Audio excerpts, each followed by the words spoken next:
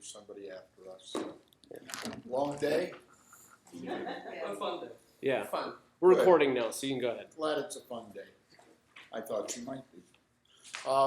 Let me tell you about Choffin Aquaponics and our place first a few moments, and then we can get into our project, because these are both relatively easy to get through. Our facilities were built in 1975. If we were able to look through this wall, they're right over there on the hill, and they are within the focus area. In fact, here's focus area blue line, green dot is us, red arrow pointing to it. This is in fact the property.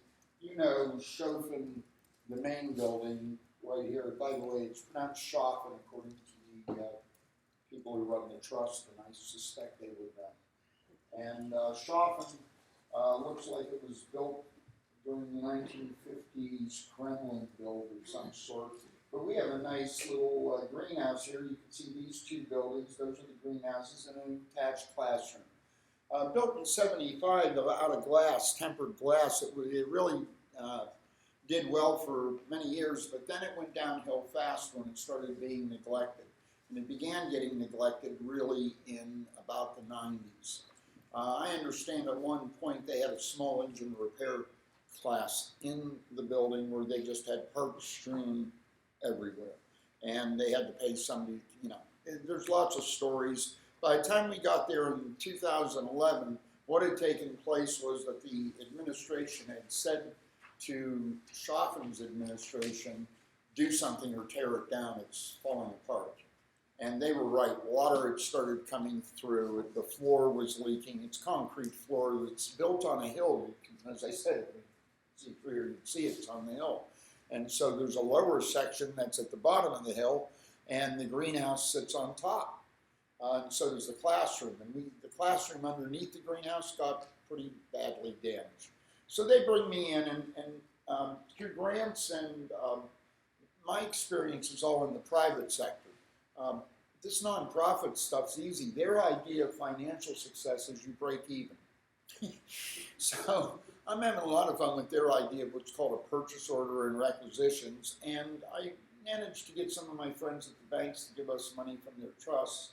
And we were able to recover the whole building with Lexan now.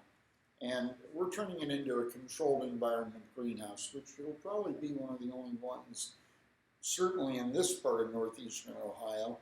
And as to size, it may be one of the largest ones in Ohio. That becomes necessary because of our mission, which is teaching people how to grow food as a business, putatively, because we are a career center, but also because we have a deep and abiding belief that the whole world's going to hell in a handbasket environmentally.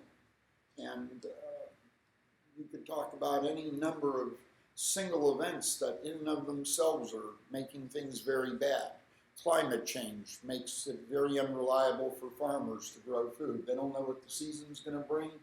They lose a crop. How many of those can you do in a couple of seasons and you're out of business? And things like Fukushima could mean the end for all of us. It's truly existential when you think that they're pouring somewhere near 6 Olympic swimming pools worth of highly radioactive water every single day by their own admission. That's what they're admitting to. And forget the radiation, it is a big ocean, but think in terms of viruses and bacteria that'll mutate. And if you don't think that's enough radiation to cause that to happen, you're mistaken.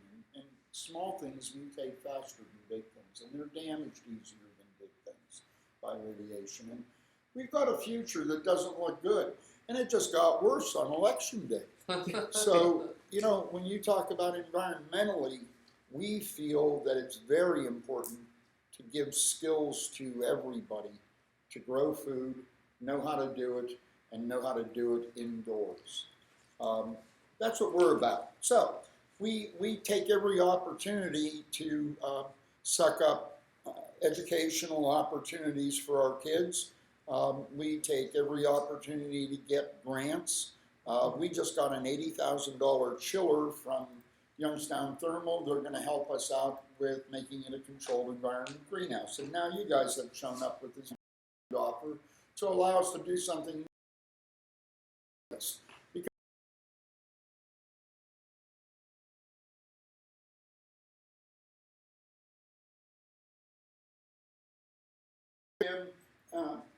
a set of waterfalls that become a landmark. We have a piece of property, and it's right here, and it's between our driveways, and I'm telling you, there's a basin there, there's a basin there, and there's a basin there. And these stone walls that were put in are made of that same kind of stone. This is Paul, he's with our team. This is Regina, she also is. It's made of that same kind of stone that if you used to wander along the waterfront here at the mills, you'd see they had it in their foundations. The school systems had a lot of work done where they picked up some of this stuff and were able to use it during different facility renovations, and ours apparently had the same thing. Anyhow, I wanted to go through this with you that we have, there's only 30 pages of this. I should be through it relatively soon, I think. We're calling it the Waterfalls at Choffin. It's a water site feature in the downtown focus area, demonstrates sustainability, water remediation, local food, and green infrastructure themes. It's a new community space, a water place with falls and pools filled with koi. Aquaponic in design and function, the Waterfalls at Choffin is a fully functional plant and fish symbiotic growing system. You might notice these towers, and you've probably seen them in various things before where we're talking about organic food. They run water down the towers, and naturally, with the way the plumbing works through our system, this will work out kind of well because our sump is right there at the bottom of that. So it makes it very easy to pump the water up. We'll use that, and behind the building here, right there, we have grow beds also. And we have a open drain here. I don't want to make it sound like it's the bubonic plague, but it's rather a storm drain that there's a grate in that would allow me to put a 4-inch pipe from this set of aquaponics circulating water actually into and irrigating our grow beds in the back. So we'd be able to continue the whole operation with quite a bit of growing area. Right now, it's unkempt and untaken care of and is in need of a makeover and some maintenance. We've managed to talk the school system into buying the necessary equipment to keep things going in the back and sort of keep the place trimmed and maintained. And we have a landscape arts class that does work at that, so we're feeling very sanguine about that possibility. We'd like to make it also, our community is a surrounding area that has well over a few hundred people living in it. We have high-rise seniors in a block directly adjacent to us, if you will, catty corner, using the Youngstown Western PA phrase. And we have 2 preschools in that same block. And we have, of course, the Choffin campus, and then the entire downtown Y uses that street as some sort of a workout thing. It's just appalling to watch them doing it every day, up and down and up. It's like, you know, apparently they're really fearful of having a heart attack. Because going up and down this hill will kill you after a while. It's a steep hill. In fact, we were gonna plateau it at one point, put terraces on it, and turn it into the Civil War governor of Ohio's a memorial for him, because his family's from here. What's their names? Just died. Nice people. Well, anyhow, the Civil War governor came from Youngstown, and we're going to put it.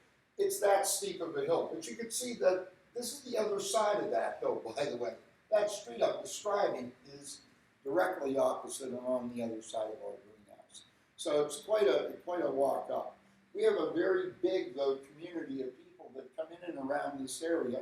And so we thought we'd put some benches down, we put in some lighting, we put in some water, and make it a place of respite, a place that anybody could come by. And while they're there, if they'd like, they can also use the water dispensary, which has been crafted to be a certain height so that your jugs can time, and they could take home water with them to take care of their own.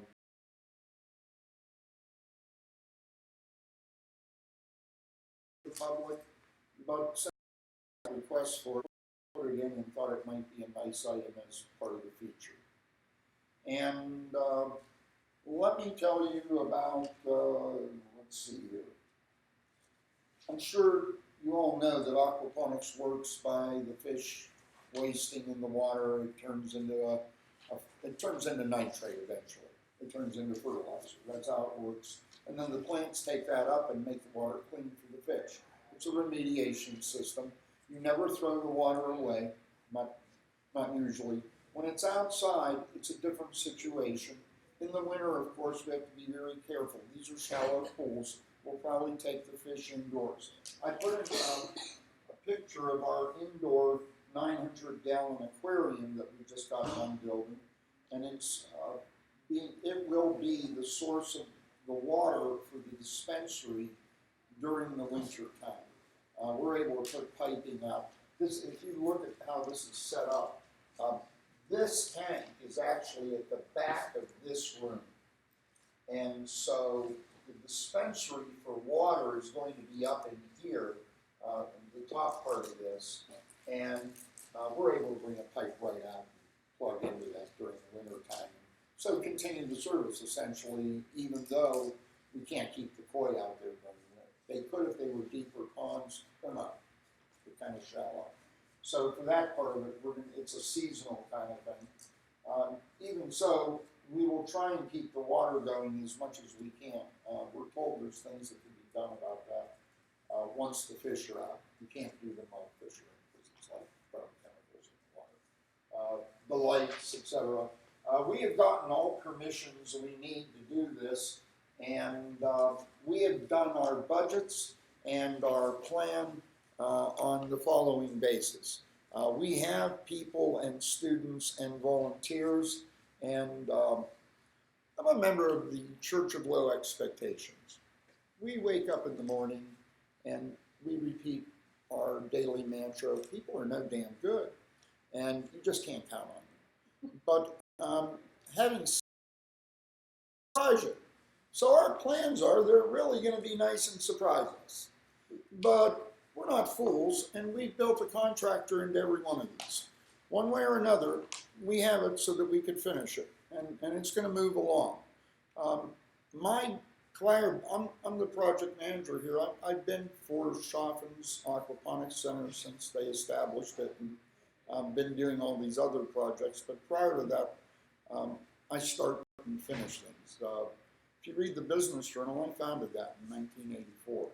If you buy your license plates online, you're welcome. I did that in 90 or something, 92, right after Tim Berners-Lee invented the web. I was with Al Gore. We invented the internet. Actually, Al Gore was the father of the internet, we called it. But our people have experience. We have a construction manager who has done almost all the work with me when we do things like this tank or anything else at the greenhouse, and Paul O'Connor here. And Mr. Budai, John Budai, the class instructor, last year ran the landscape arts class, and I have been impressed by his ability to get people to be better than no damn good. And so we have every confidence, but that's our plan, that's our story. I'm open for any questions. What sorts of things will you be growing in those plantings that are in the vertical? Yeah, the verticals lend themselves to either bushy kind of vegetables like lettuce and or viney kind of things like strawberries. Most of the time you see strawberries in those, by the way, but eggs and lettuce work out real well. In the back, there's no limit. In the back, it is a traditional dirt bed as opposed to a hydroponic one. And in there, you can grow just about anything. The current classes are focused on either growing food or flowers. And They go through both during the semesters. Since you do have, residents coming through there and you're planning on this being like a place of respite, could you also maybe extend a little bit and have it become a community garden? Because the cedar towers, they can't really grow. You have an opposite here. Now, coming down from here is an entire hillside, and if you drive by, you'll notice it's an overgrown mess. And yet, it's terraced. And if you get up in there, so the answer could be very easily, yeah, we could say to anybody with a real interest, here's a plot. Yeah. Fill that up, here's some more. We have probably 300 feet worth of 20-foot wide, okay?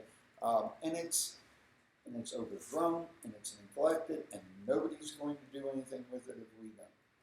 It's the back of a parking lot on one side and the bottom of a hill on another. And yet it's, this is the downtown, and it's what you see when you come through. You go up Watt Street, this is your left-hand side view. I have a little question, just because I'm looking at the photographs, and the plays look a lot smaller than they look in the renderings. The renderings, they look kind of, it looks much larger. So I'm just wondering. This has been, we had Don Trump help out with this. No, Chauncey, the first ones he did were, of course, much, much larger. And yet, what we were trying to do is get some of the detail, like up in here, there's an area, it's just, the way this is landscaped makes these things easy to do, but there's an opportunity to put like a small reflecting pool. It wouldn't be much bigger than this, but literally one of those flat pools that it looks like the water's going over the edge and never ending. So that was put in.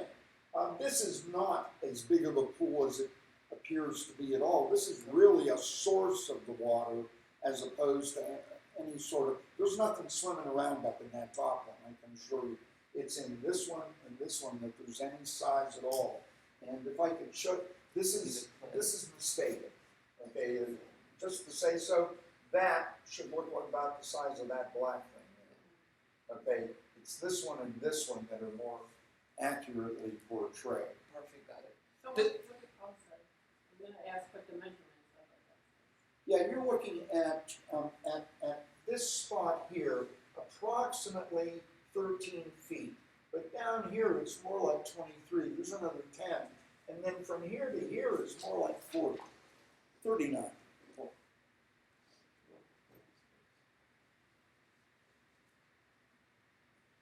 Just if no one else has questions, I just want to, just because I'm kind of super curious about these things here. What are they made of? Those are PVC normally. I'm looking into what my choices are because, of course, this is a public building, and white PVC deteriorates in ultraviolet light after a few years, and it turns less than white within a season outside. However, there's colored PVCs, first of all. There's lots of that. It's 4-inch pipe. That's what it is.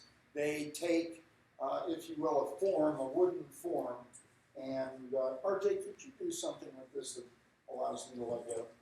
And, No. well, this fellow is coming up and holding on. They literally put a slit in the pipe in the do-it-yourself version, take a heat gun, heat underneath the slit, and then with a padded knee, believe me, it better be padded because you just heated up plastic, you push it in, and you then flip them upside down. Have this. And water goes down, and it goes against, you've made a ramp, an upside down ramp, and you pushed it in and then flipped it upside down, but there's enough space for the water to keep dripping all the way down. It's a drip method. What is called nutrient film technique if it were just a little bit of water, but it's usually a lot more than that. Would you call this an experiment, or is this a series of things that have been proven that are just being brought together Oh here? yeah, it's more the latter.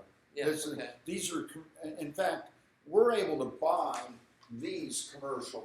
I described to you how the do-it-yourself is done. I mean, the entire thing. Oh, the entire thing is, there's nothing about the waterfalls that, of course, is remarkable engineering-wise or plumbing-wise. If you're asking about the aquaponic part, in 1995, got rainwater.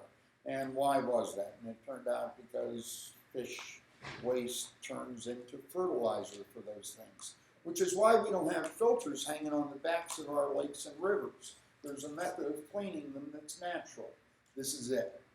And this allows, this form of growing food can be done with 3% of the water that is used in traditional growing, and in third world countries is becoming quite an important form of growing. The problem, if I can describe it to you, and part of it has to be attended to here, is that you really need a controlled environment, ideally, because you're recirculating water between fish and plants. If the fish get sick, you really can't put antibiotics in the water for them. It kills the plants. And you dare not spray pesticides over the water to kill bugs on the plants, because your fish are going to end up dead. So you want to have a sealed environment, one that you can keep clean and pest-free and thereby not suffer those issues. And so that's the ideal of however, there's a fellow called Power, and quite successful in urban growing setups throughout the United States. It's an aquaponic-based system.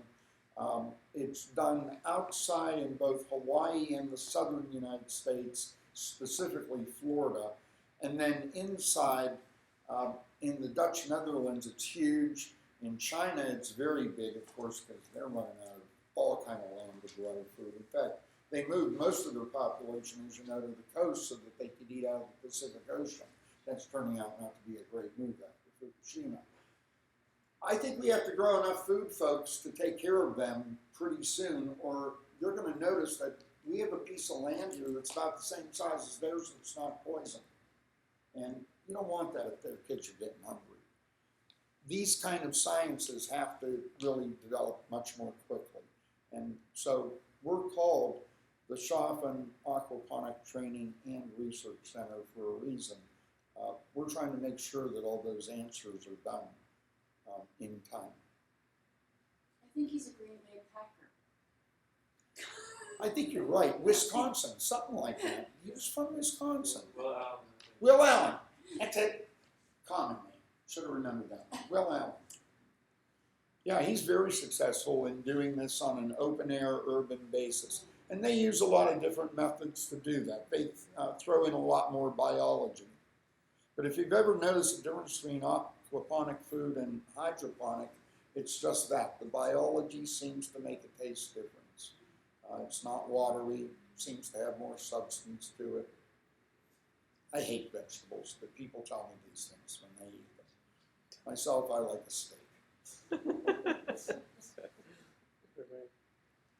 Hey, thanks for your time. I hope you view us favorably. thank you, Ralph.